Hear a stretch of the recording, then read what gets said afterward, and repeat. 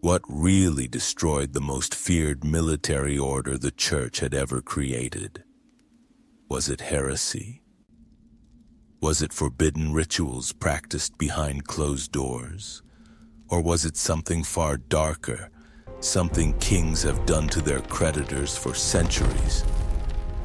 Hidden behind the language of faith, stick around, because the real answer only comes at the very end of this story. And once you hear it, you will never look at this legend the same way again. It begins in the year 1119 in a city still scarred from conquest. Jerusalem had fallen to Christian forces only 20 years earlier, and the roads leading to it were anything but safe. Pilgrims arriving from across Europe, many of them unarmed and exhausted from months of travel, were easy targets for bandits hiding along the dusty routes between the coast and the holy city. Robbery was common. Sudden ambushes were common. For a pilgrim walking those roads, every turn could hide danger. A French knight named Hugues de Payan looked at this and decided someone needed to do something about it. Alongside a handful of companions, by most accounts as few as 9 men, he formed a small band devoted to a single purpose: protecting pilgrims on the road to Jerusalem. They called themselves the Poor Fellow Soldiers of Christ. The name alone tells you everything about how this story started. Poor, humble, almost invisible. Nothing about these first 9 men suggested they would one day become the wealthiest, most powerful religious order in the history of the Church. Stay with me, because the gap between where they started and where they ended is exactly where this mystery lives. King Baldwin II of Jerusalem noticed them quickly. He granted them quarters near the site believed to be the ancient Temple of Solomon, which is where the name Templar would eventually come from. In January of the year 1120 at the Council of Nablus, their mission received royal backing, but a small group of knights with noble intentions still needed something far more powerful to truly take root. They needed the blessing of Rome itself. That blessing came through one of the most influential churchmen of the entire medieval period, a Cistercian abbot named Bernard of Clairvaux. Bernard was already a towering voice in Christendom, a man whose words could move kings and popes alike. He took up the cause of these poor knights and championed them at the Council of Troyes in January of 1129. There, with a papal legate present, the Templars received formal recognition and something even more important, an official rule of life, partly written by Bernard himself, modeled on the strict discipline of the Cistercian monks. 71 articles in total governing everything from prayer schedules to vows of poverty, obedience, and chastity. These were not simply soldiers, they were monks who fought. A combination almost nobody in Europe had seen before, and it changed everything that followed. Joining the order meant surrendering almost everything. A new brother handed over his personal wealth, swore vows of poverty, obedience, and chastity, and accepted a life stripped of comfort. Meat was rationed. Personal possessions were almost non-existent. Even the official seal of the order pictured 2 knights riding a single horse. A visual reminder that the Brotherhood once had so little equipment that men had to share. beards were grown long and left unshaven, marking Templars apart from the clean-shaven secular knights of the period. A small detail that made them instantly recognizable on sight, whether you were a frightened pilgrim grateful for an escort or an enemy soldier watching them line up for battle. Bernard went further still, writing a passionate defense of these warrior monks, arguing that killing in defense of the faith carried no sin for a knight acting under holy purpose. This idea alone reshaped how the church viewed armed conflict, blending the battlefield with the monastery in a way that gave the Templars a unique kind of moral armor. Few institutions in history have managed to combine violence and sanctity so completely, and that combination is part of why they became so feared and eventually so envied. Within just a few years, donations began pouring in from nobles across Europe who wanted to support the defense of the Holy Land. Land, castles, money, all of it flowed toward this once tiny brotherhood. In 1139, Pope Innocent II issued a remarkable papal bull called Omni Datum Optimum. This single document freed the Templars from the authority of local kings, local bishops, and local taxes. They answered to one power alone, the Pope in Rome. Imagine an organization operating across dozens of kingdoms, immune to local law, untouchable by regional rulers, and growing wealthier every single year. That kind of independence sounds incredible until you realize exactly how dangerous it would eventually become. Around 1147, Pope Eugene III granted them the symbol most people recognize today, a red cross sewn onto a stark white mantle. That cross became a mark of fear on every battlefield in the Levant. Knights wore it, enemies recognized it instantly, and for nearly 2 centuries that symbol represented something almost untouchable in the medieval world. The structure beneath that symbol was surprisingly organized for its time. At the top stood the Grand Master, elected for life, commanding absolute loyalty. Beneath him were full knights, almost always from noble families trained from childhood in mounted combat. Below them were sergeants, often skilled craftsmen or lower-born fighters who still served with distinction. Chaplains tended to the spiritual side of the order, hearing confessions and leading prayer. And scattered across Europe were hundreds of preceptories, local houses that managed farms, vineyards, and properties, feeding wealth back toward the central treasury. This was not just a fighting force. It was a continent-spanning machine of money, land, and manpower, all wrapped in the language of devotion. That financial machine eventually reached into the French crown itself. For long stretches during the 12th and 13th centuries, the Paris headquarters of the order, known simply as the Temple, served as a secure treasury for the kings of France. Royal funds were stored there. Royal accounts were managed there. Templar officials acted as trusted treasurers, handling the kingdom's money with a level of discipline secular officials rarely matched. It is a strange detail that history rarely highlights. The same organization a French king would one day accuse of secret crimes had spent generations safeguarding that very king's gold. And it was on the battlefield where their reputation first exploded into legend.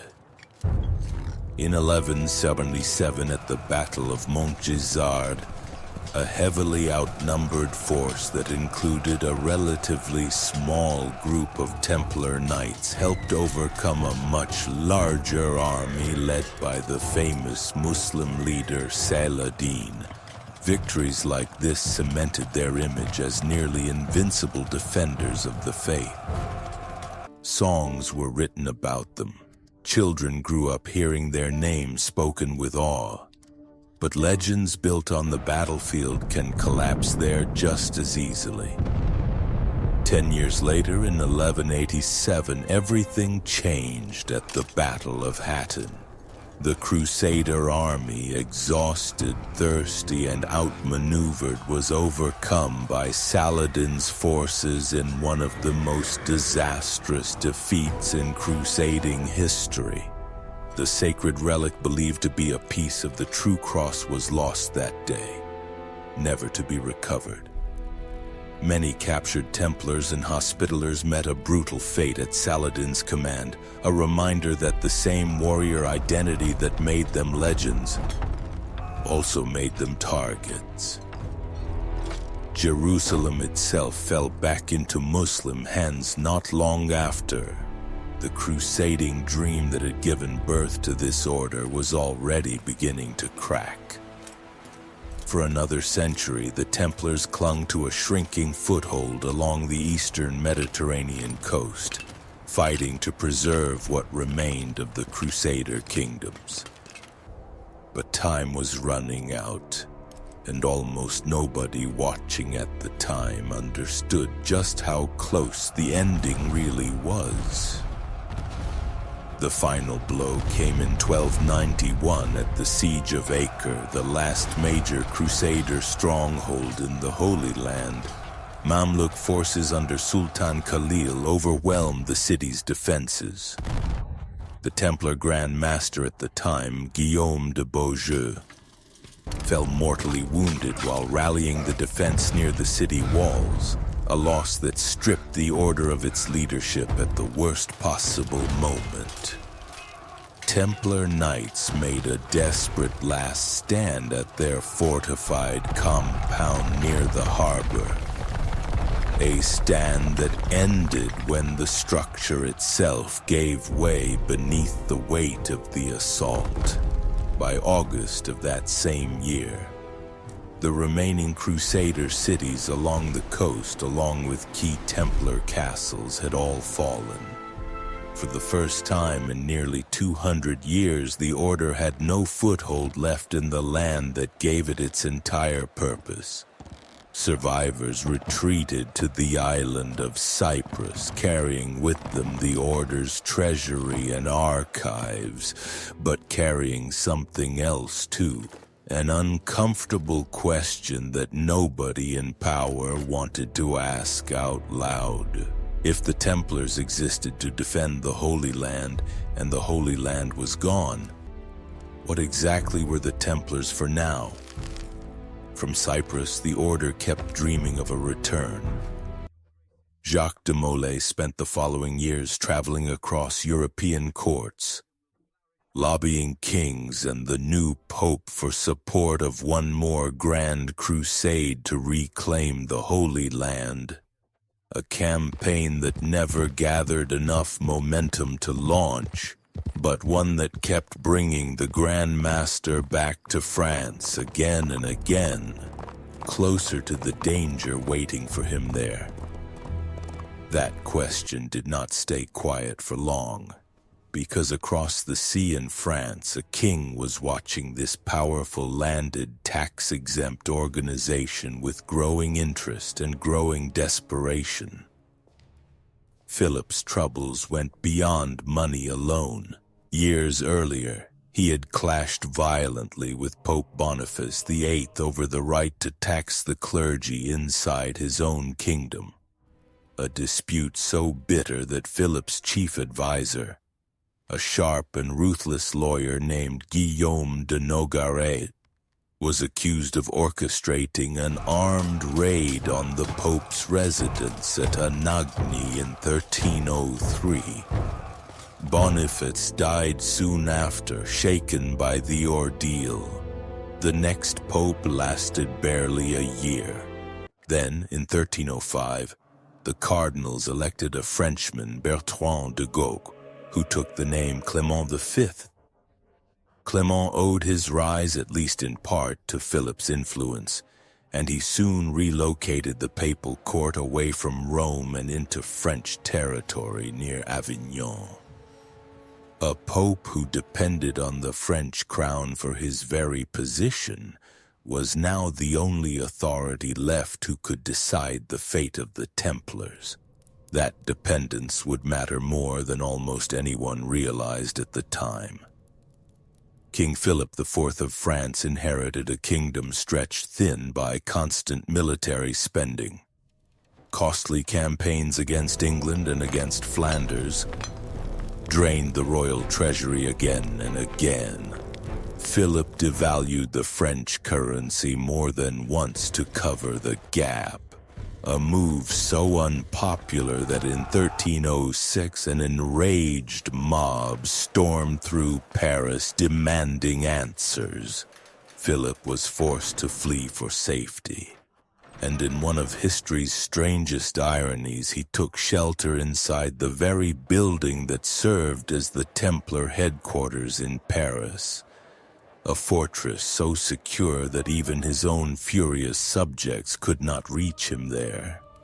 For several tense days, the King of France lived under the protection of the order he would later destroy. It is worth sitting with that detail for a moment because it tells you something the official charges never could. Philip had seen up close exactly how strong the Templars were, how thick their walls stood, how deep their treasury ran, and how easily they could shelter a king the public wanted to tear apart. Some historians believe Philip even asked to personally join the order around this time, or proposed a merger between the Templars and the Hospitallers under a single crown-controlled command. Jacques de Molay had joined the order around 1265 and risen through its ranks for nearly 3 decades before becoming Grand Master in 1292. Inheriting a brotherhood already adrift after the loss of the Holy Land, he resisted Philip's merger proposal outright. The order intended to remain independent just as Rome had promised it would be nearly 200 years earlier. That refusal may have planted the first seed of what was coming. A king buried in debt, sheltering behind Templar walls one year, quietly denied control over their wealth and command structure soon after. 2 institutions, one desperate for money and one sitting on more of it than almost anyone in Europe, were now on a collision course. What Philip set in motion next would unfold in total secrecy, coordinated across an entire kingdom, timed to strike before anyone could react. Keep watching, because what happens next is the part almost nobody learns in school, and it begins on a date that would echo through history for centuries to come. On the 13th of October in the year 1307, before the sun had even risen, sealed letters that had been quietly distributed weeks earlier across every region of France were finally opened. Royal bailiffs and seneschals had been ordered not to break the seal until that exact morning, a level of coordination almost unheard of for the period. The instructions inside were simple and chilling. Arrest every Templar in the kingdom, seize every property, and do it all on the same day before word could spread and before anyone could flee or resist. Wait until you hear how far this plan actually reached. Eyewitness accounts passed down through later chronicles describe Jacques de Molay reacting with almost eerie calm as soldiers entered the Paris temple that morning. as if some part of him had already accepted that resistance would change nothing. Around him, brothers who had spent decades fighting in the deserts of the Levant now found themselves disarmed inside their own headquarters by the very kingdom they had once protected with their gold and their loyalty. Soldiers moved through towns and cities from Paris to the southern coast in a single sweeping operation. Templar commanderies were stormed.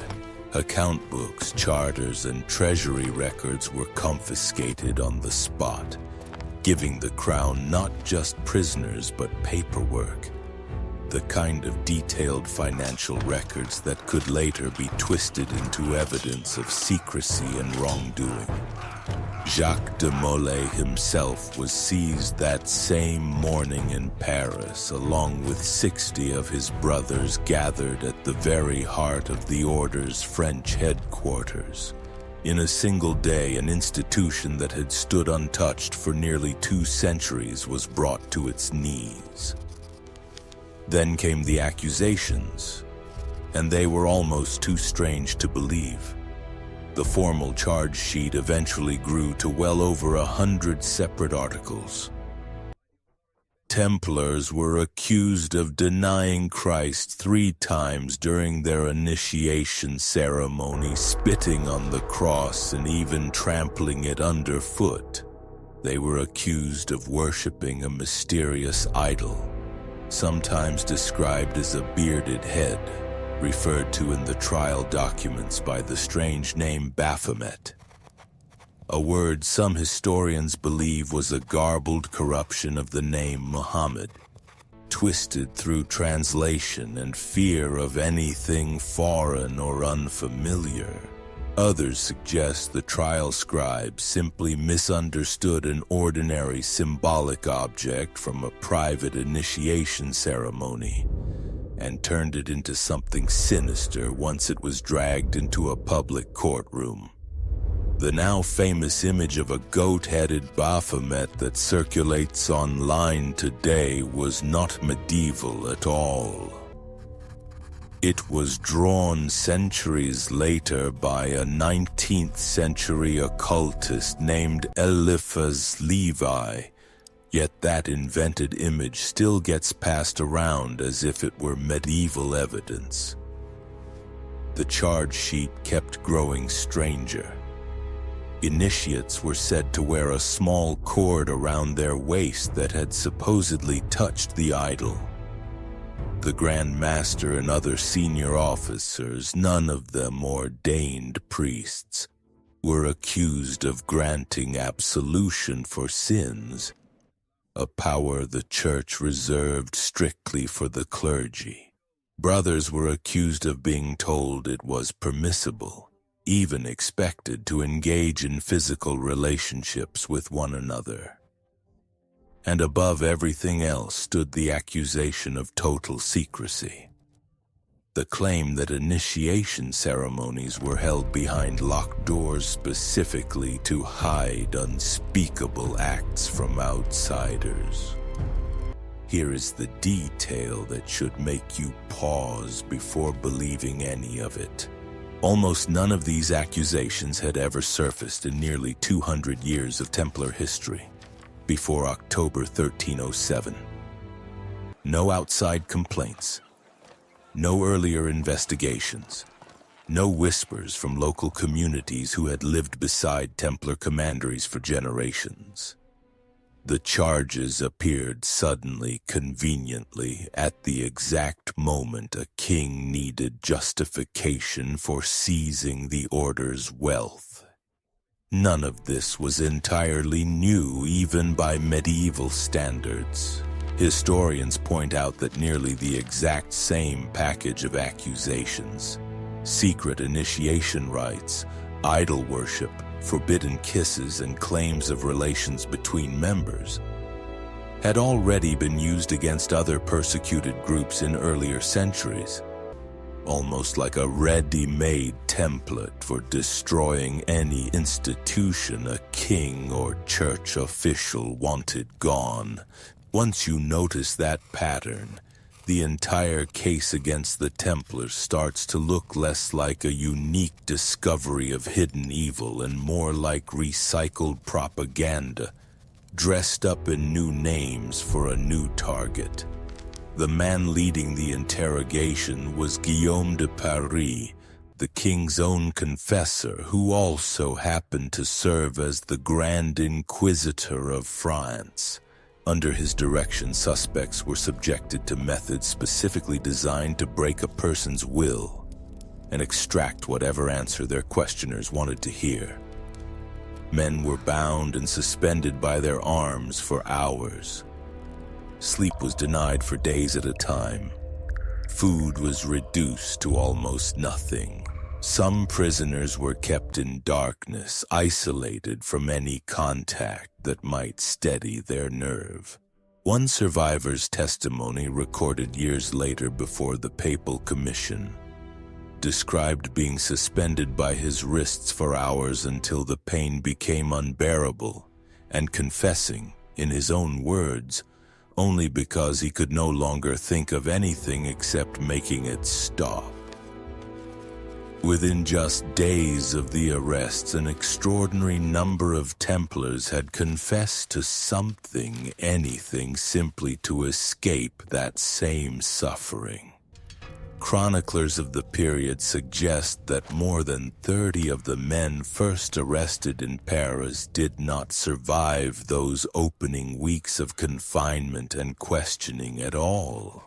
Jacques de Molay himself confessed under this pressure, admitting to denying Christ during his own initiation decades earlier, though notably stopping short of confirming the most lurid charges involving idol worship.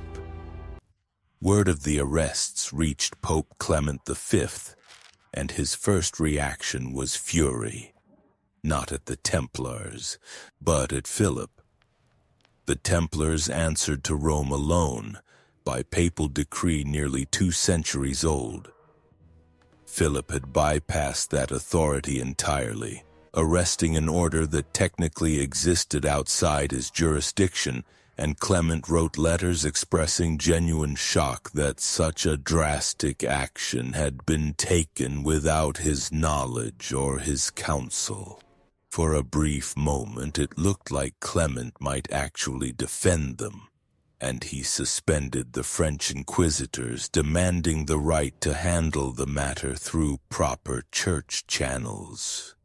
But Philip pushed back hard, hinting at the kind of public scandal that had already destroyed one pope's reputation at Anagni, and reminding Clement exactly whose support had put him on the papal throne in the first place. By November of 1307, Clement folded. He issued a bull known as Pastoralis Praeeminentiae, instructing every Christian monarch in Europe to arrest Templars within their own borders and seize their assets. A French political maneuver had just become a continent-wide purge, and there was no turning back now. But something fascinating happened once the order crossed national borders. In England, King Edward II initially refused to believe the charges at all, writing letters to other European monarchs calling the accusations incredible and unworthy of belief.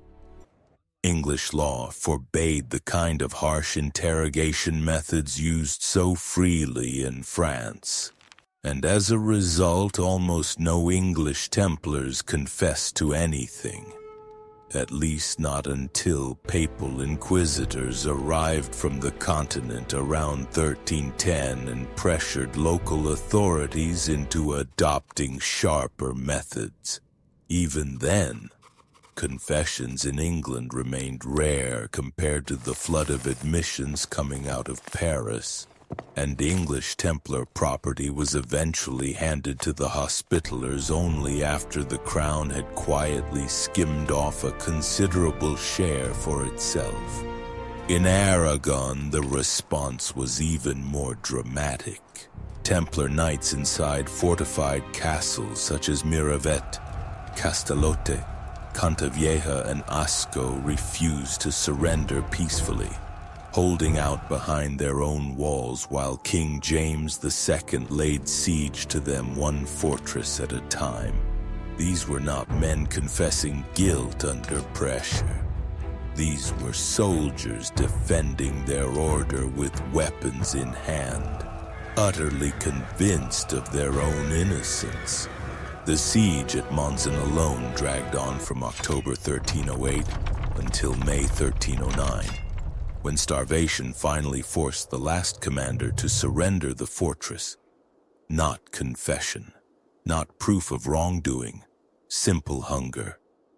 Many of these Aragonese knights were eventually absorbed without punishment into other Spanish military orders once the dust settled. And in neighboring Castile and Navarre, enforcement was patchy at best, with several Templars quietly folded into local nobility without ever facing a formal trial at all. Over in Cyprus, the order's last overseas headquarters, local Templars were also placed on trial under pressure from the island's king. Yet the proceedings there produced shockingly little evidence of wrongdoing, and most of the accused were ultimately released, only to see their order dissolved anyway once the final verdict came down from Europe. In parts of Germany and Italy, enforcement was so inconsistent that some regional church councils outright declared the Templars in their territory innocent, a verdict almost nobody in France was ever allowed to hear about. If you think the story already sounds suspicious, what happens next will make you question it even more. And in Portugal, something even stranger took place. King Dinis I refused to persecute the Templars at all. Rather than arresting them, he negotiated a quiet transformation, allowing the order's properties, its knights, and even much of its identity to survive under a new name. The Order of Christ. The wealth and the men remained almost entirely intact, just relabeled. Decades later, that very Order of Christ would help fund the ships and voyages that launched Portugal's age of exploration, meaning some of the gold that once belonged to the condemned Templars may have quietly financed journeys across oceans the original knights never lived to see. Keep that detail in mind, because the Order's true ending is far stranger than most people realize. Back in France, a papal commission convened between 1309 and 1311 to formally investigate the charges, and what happened next nearly changed everything. Once Templars were brought before this commission, away from the immediate threat of the king's interrogators, many recanted their earlier confessions entirely, insisting through tears, according to surviving transcripts, that they had only spoken those words to escape unbearable suffering. Two Templars in particular, Pierre de Bologna and Renaud de Provins, both trained in church law, organized a formal legal defense on behalf of the entire order, arguing that confessions extracted through coercion held no legitimate standing under canon law, and demanding individual hearings for every accused brother. Word spread quickly, and more than 500 Templars eventually came forward, demanding the right to testify and clear the order's name. For a moment, it genuinely seemed possible that the truth might win. Then Philip made his move. In May of 1310, 54 Templars who had recanted their confessions and prepared to testify in the order's defense were suddenly declared relapsed heretics. Men who had confessed once and then taken it back. A technical category the church treated as unforgivable. They were taken to a field outside Paris known as Sainte-Geneviève-des-Bois and met their end at the stake in a single coordinated spectacle clearly designed to terrify every other Templar still willing to speak. Crowds gathered to watch exactly as Philip intended, because nothing silences 500 hopeful witnesses faster than seeing 54 of their brothers refuse to recant a second time and pay for it in full public view. The message landed exactly as intended. The organized defense collapsed almost overnight.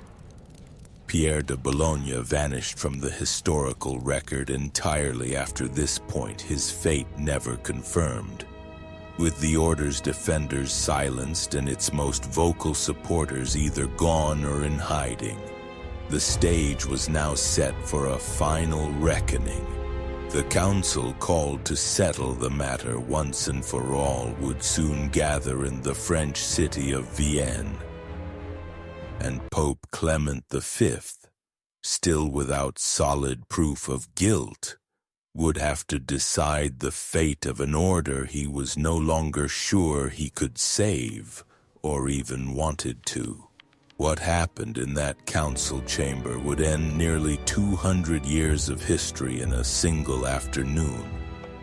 And it begins with a decision that still divides historians today.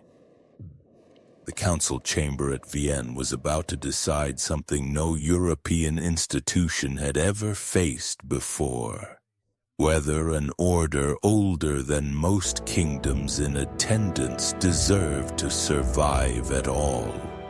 The Council of Vienne opened in October of 1311, and from the very first sessions, it was clear this would not be a simple matter of confirming guilt. Bishops and church officials gathered from across Europe, and a significant number of them were not convinced the Templars deserved condemnation at all.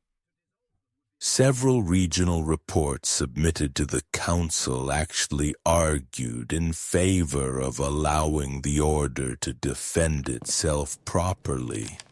Exactly the kind of fair hearing Philip had spent years working to prevent. Surviving records suggest a significant minority of bishops at the council. By some estimates, as many as 4 out of every 5 Templars given the chance to speak in earlier hearings wanted to see the order survive in some form, perhaps reformed, perhaps restructured, but not erased entirely. That kind of internal resistance inside the church itself rarely makes it into the popular version of this story. Yet it was very real, and it is exactly why Clement needed something stronger than internal debate to force a final decision. Pope Clement V, caught once again between conscience and political reality, hesitated for months, unable to find a path that satisfied both his own doubts and the demands of a king who had already shown what happened to anyone who got in his way. Then in early 1312, Philip arrived in Vienne in person, accompanied by enough armed men to make his presence impossible to ignore. He did not need to issue threats outright. The memory of Anagni, the memory of 54 men burned for trying to defend their order, was more than enough to remind everyone in that room exactly how far this king was willing to go. Under that pressure, Clement made his decision. On March 22, 1312, he issued the bull Vox in excelso, formally dissolving the Knights Templar. But pay close attention to the careful wording he chose, because it tells you almost everything about what was really happening behind the scenes. Clement did not declare the order guilty of heresy.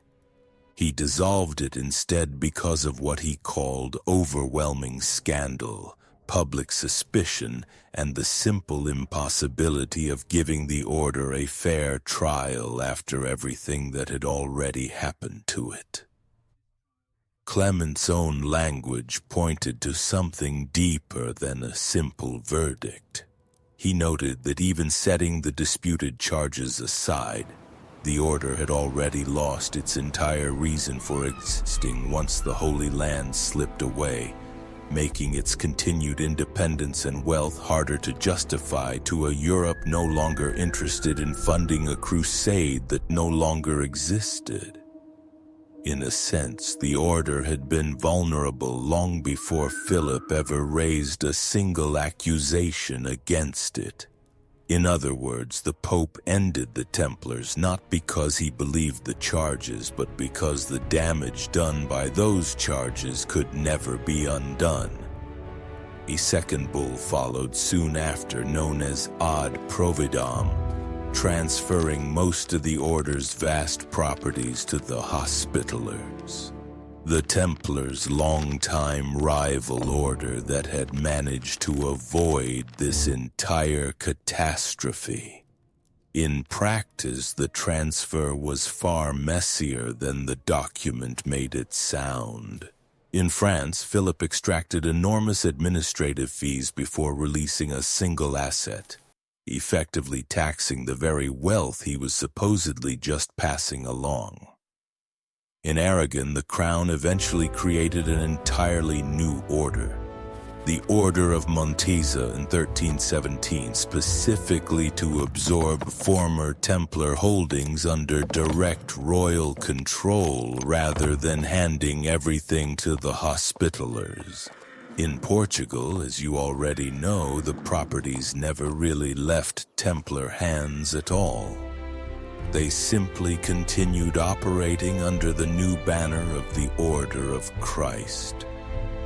The wealthiest, most independent institution in medieval Europe had just been carved up between kings, popes, and rival orders like a kingdom divided after a conflict. The dissolution did not unfold identically everywhere. In England, King Edward II initially resisted moving against the Templars at all, expressing genuine doubt that the charges held any merit, and only began arrests in 1308 after sustained pressure from both Philip and the papacy left him with little room to refuse. Even then, English interrogators relied on persuasion and the threat of excommunication far more than the brutal methods used in France. And as a result, almost no English Templars confessed to anything resembling the charges leveled against their French brothers. A contrast that historians often point to as the clearest evidence that confession depended on the methods used to extract it, not on actual guilt. In the kingdoms of Aragon and Castile, Templar commanders initially refused to surrender their fortresses without a fight, holding out in strongholds such as Miravet and Monzon for months after the arrest order reached them. Their resistance reflected a simple reality. In the Iberian Peninsula, the Templars had spent generations fighting alongside local kings against territory to the south, and many in the region viewed the order as indispensable allies rather than secretive heretics. Eventually, these garrisons negotiated peaceful surrender once the papal bulls made the order's dissolution unavoidable. But the slower, more reluctant process in Iberia stands in sharp contrast to the swift, coordinated devastation Philip achieved in France. And on the island of Cyprus, where surviving Templars had regrouped after the fall of Acre back in 1291, the order's last independent stronghold quietly came to an end as well. Its remaining knights absorbed, exiled, or imprisoned alongside their brothers across the rest of Christendom. The same island that had once offered the order a final foothold and a fresh start after losing the Holy Land became, in the end, just one more place where the Templars ceased to exist. But one piece of business remained unfinished: the fate of Jacques de Molay himself, along with 3 other senior leaders, Hugues de Perrot, Geoffroy de Charnay, and Godefroy de Gonville. These 4 men had spent nearly 7 years in custody since that first dawn raid back in 1307. Years of imprisonment, interrogation, and uncertainty, while the rest of Europe argued over the future of an order they had once led. Finally, on March 18, 1314, a panel of cardinals gathered on a platform outside Notre Dame in Paris to deliver the final sentence. After everything that had happened, the punishment handed down was almost anticlimactic: perpetual imprisonment, a relatively lenient outcome for men who had confessed years earlier to denying Christ. And then something happened that nobody in that crowd expected. Jacques de Molay rose to speak, and instead of accepting the sentence quietly, he loudly declared that the order had committed no crimes at all. He stated in front of the assembled crowd that his earlier confession had been a lie, forced out of him through suffering he could no longer bear, and that he would rather face the flames with a clear conscience than live out his remaining years branded a heretic for a crime that never happened. Geoffroy de Charnay stood beside him and said the same: "Stay with me," because what happened in the next few hours sealed both of their fates permanently. Church and royal officials reacted immediately. A confessed heretic who recanted and then refused to take the confession back again was, under the rigid logic of the period, a relapsed heretic, and relapsed heretics were beyond mercy. There would be no second trial, no delay, no further appeal. By the very next day, March 19th, 1314, Jacques de Molay and Geoffroy de Charnay were led to a small island on the River Seine in Paris, known as the Île des Javiots, and burned at the stake before a crowd that had gathered to witness the final end of an order that had once seemed untouchable. Just 2 centuries earlier, the order's founders had been 9 humble men with barely enough equipment to share a single horse between them. Now its last Grandmaster stood at the very end of that journey, facing flames on a small island in the middle of Paris, the same city where Templar wealth had once propped up kings and calmed angry mobs. The distance between those 2 images, the humble beginning and the fiery end, captures the entire rise and fall of this order more completely than any single document ever could. Legend holds that as the flames rose around him, de Molay called out a curse, summoning both Pope Clement and King Philip to face divine judgment within the year for the injustice done to his order. Whether those exact words were ever truly spoken or added later by storytellers eager for a dramatic ending, what happened next made the legend impossible to ignore. Pope Clement V fell ill within weeks and died in April of 1314, barely a month after the execution. King Philip IV, still relatively young and in apparent good health, suffered what most accounts describe as a sudden collapse during a hunting trip later that same year and died in November, only 8 months after Jacques de Molay's final words. The strange coincidences did not stop there. Louis X took the throne first and reigned barely 2 years before his own sudden end in 1316. His brother Philip V followed and ruled for 6 years, before he too died without a surviving son. Charles IV, the last of the 3 brothers, held the crown until 1328, when his death finally extinguished the direct male line of the Capetian dynasty that had ruled France for over 300 years. The succession crisis that followed helped set the stage for a much larger and far bloodier conflict between France and England that would later become known as the 100 Years' War. Because the English crown, through a princess named Isabella who happened to be Philip IV's own daughter, suddenly had a plausible claim to the French throne itself. A family curse, if you want to call it that, ended up reshaping the entire political map of medieval Europe. French chroniclers at the time began referring to this entire run of misfortune as the curse of the accursed kings. Historians today are careful to separate dramatic legend from confirmed fact, but even the most skeptical among them admit the timing of these events reads almost like something written for the screen rather than something that actually happened.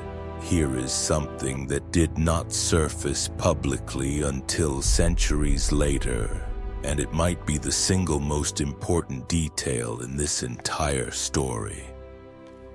In 2001, researchers working through the Vatican's secret archives rediscovered a document known as the Chinon parchment, dated to August 1308. It had apparently been miscatalogued for centuries, sitting quietly among thousands of other documents until an Italian paleographer named Barbara Frail recognized its significance while searching through the archive's vast collection. According to that parchment, Pope Clement V had privately absolved Jacques de Molay and other senior Templar leaders of the charge of heresy, even while publicly allowing the prosecution against the order to continue. The Vatican itself published the findings in 2007. Read that again. The Pope who ultimately dissolved the Templars had, years earlier, privately decided they were not actually guilty of heresy at all. Yet the public machinery built by Philip's ambition rolled forward anyway, unstoppable, indifferent to what the Pope himself believed in private. Beyond the human drama, scholars view this entire episode as a turning point in the long-running power struggle between European monarchs and the universal authority of the Church.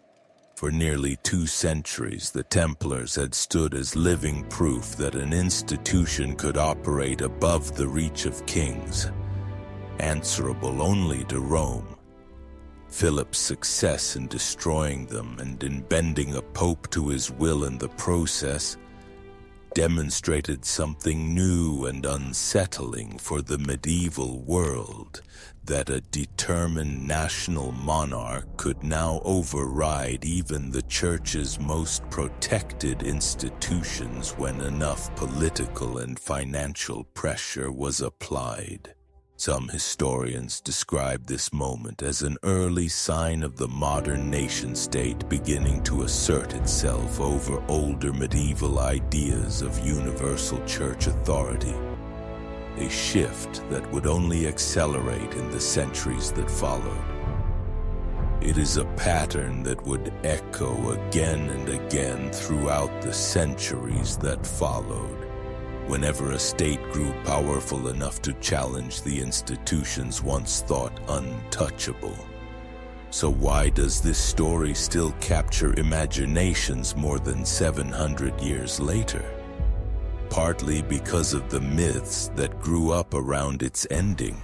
Stories spread for centuries about a secret Templar fleet escaping from the port of La Rochelle the night before the arrests, supposedly carrying away a legendary treasure that has never been found, despite the fact that no surviving historical record actually supports any large-scale escape ever taking place.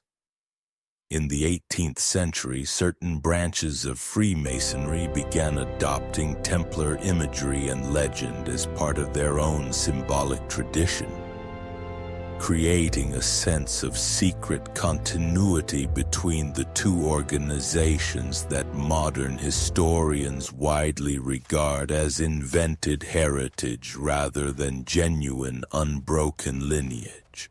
Popular books published in the 20th century, including the widely read Holy Blood, Holy Grail in 1982, spun increasingly elaborate theories connecting the Templars to hidden bloodlines and forbidden secrets, blending real history with pure speculation, until the two became almost impossible for casual readers to separate.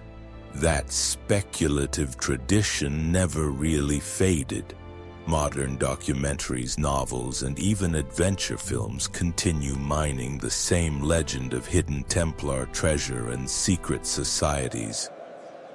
Proof that 7 centuries later, this story still has an almost magnetic pull over the popular imagination, even though the real history is arguably more dramatic than any of the invented versions. Even the modern superstition surrounding Friday the 13th gets connected to this story sometimes, since the original 1307 arrests technically fell on a Friday the 13th, although serious historians note that the unlucky reputation of that specific date combination is itself a much more recent cultural invention, not something medieval people actually feared at the time. So here finally is the answer to the question that opened this entire story. What really destroyed the Knights Templar was not heresy. It was not secret rituals, not a bearded idol, not forbidden ceremonies behind locked doors. The real cause was something far more ordinary and far more human. A king buried in debt, a pope too dependent on that king to resist him, and an institution that had become too wealthy, too independent, and too inconvenient to be allowed to keep existing. The supernatural language of curses and idols made for a more compelling official story, then and now. But the true engine behind this entire tragedy was money, fear, and the raw exercise of political power dressed up in the language of faith. 2 centuries of devotion, sacrifice, and battlefield legend, undone in less than 7 years by a king who simply could not afford to keep them alive, and a church too entangled in politics to stop him. The Templars vanished from history that day on the Seine.